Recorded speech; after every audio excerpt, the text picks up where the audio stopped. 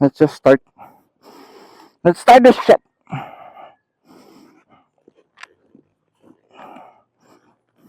Ang gagawin natin drill is one side lang, tapos dito tayo titingin. Okay? Yan ang ating markings. Okay, sorry.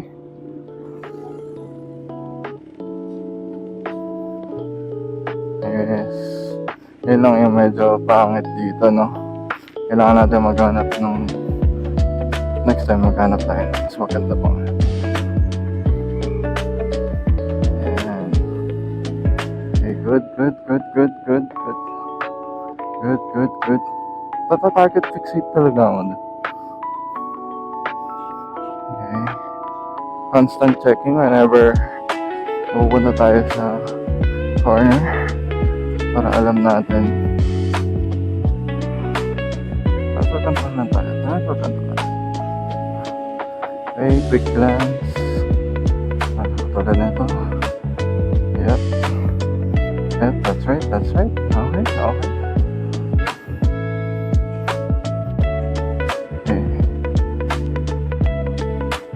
Pag pinitawan natin to, okay, nabibitawan ko yung clutch. Okay, good. No. Pag pinitawan ko kasi yung brake, sobrang bilis naman. Right? Yeah. It will be sobrang bilis. Full. Yeah, rain mode. I think rain mode is fine. Yeah. Traction control 3 and low power. Yeah.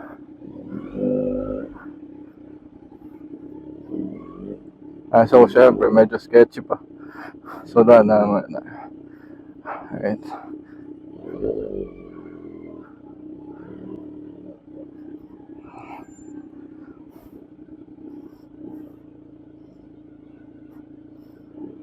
Ang ina.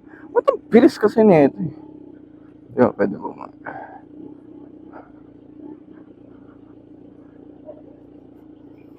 Ayan.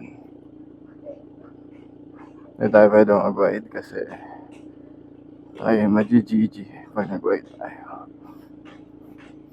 Ayan, hindi tayo malakit. Ay.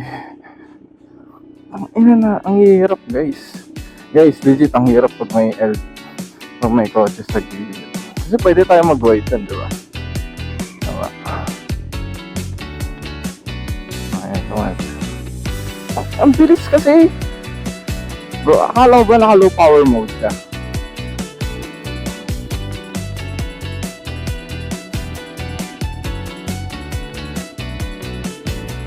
Let's try right side.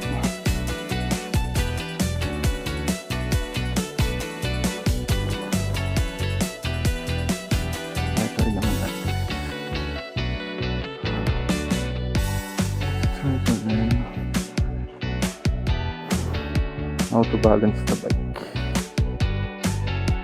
I think may dadaan niya. Let's wait for it. Ito man. Actually, ito na yung pinakamalaking space na makikita. Kasi halos same lang yung laki ng bawat main road dito. Actually, ano natin. Ano yung I think pinaka-safe na okay. Okay, 1 foot muna ulit. Okay.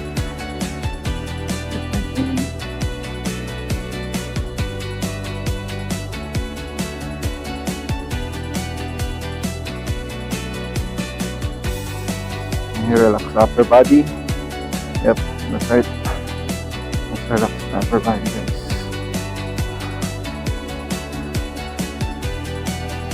Relax.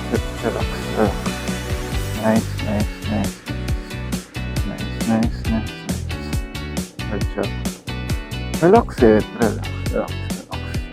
Okay. Hey guys.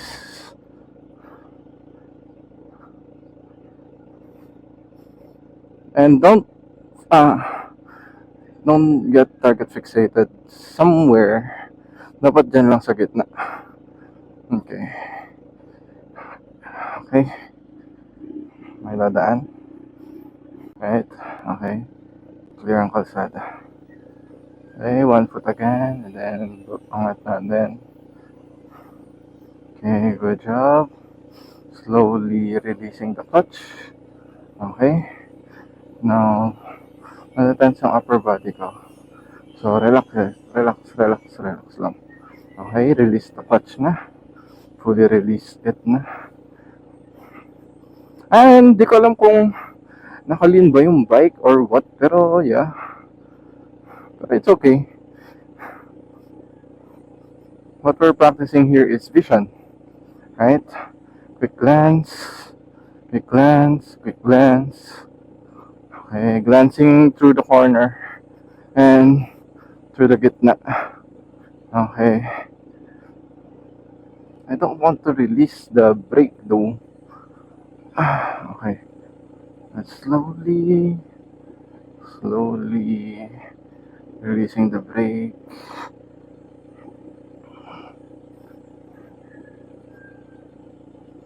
Okay, let's try saving it. Okay. Okay. Okay. Okay. Okay.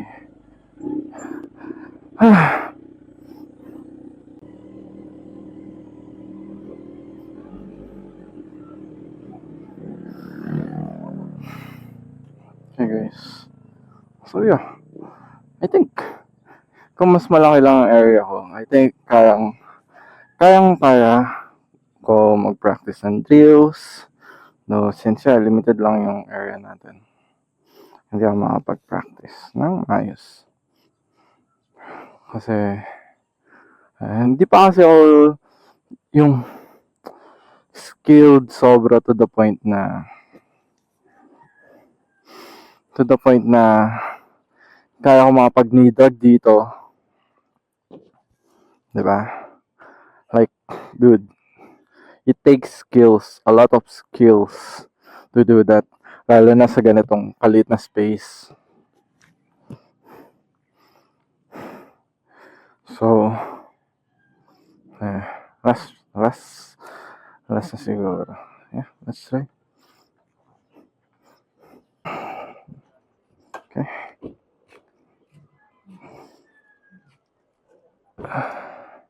Hello po.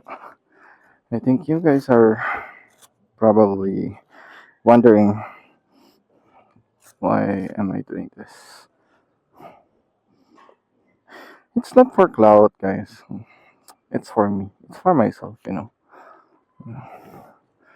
Usually, yung mga basic stuff pa yung nakakalimutan natin. Diba? Whenever we're riding. Like the vision, body positioning, ano ba? Braking, throttle controls, right? So, yeah. So, ito, parang for me, since sa Sunday, magka-Clark kami, Clark International Speedway, I'm trying to do a refresher course, you know. Pero hindi naman sa refresher course ngayon, hindi naman kasi magagawa, di ba, sa limited space nga natin. Hindi natin magagawa yung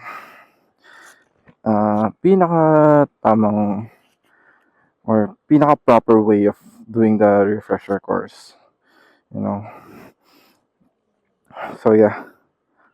So, ngayon, parang, itong pinapractice ko ngayon is vision, di ba? With a little bit of body positioning and throttle control, di ba? Marami pa rin kahit ganito, syempre. Iti-take natin yung chance and yung opportunity para ma-practice natin. Para maging better tayo, di ba? Para mag-improve. Kahit ganito, kahit small lang yung magigain natin. Be somewhat optimistic, right? So, i-appreciate na lang natin na nakakita ako ng pwesto na ganito, na kahit papaano na-practice ko nga yung konting body positioning, vision, throttle control, di ba? So, yeah.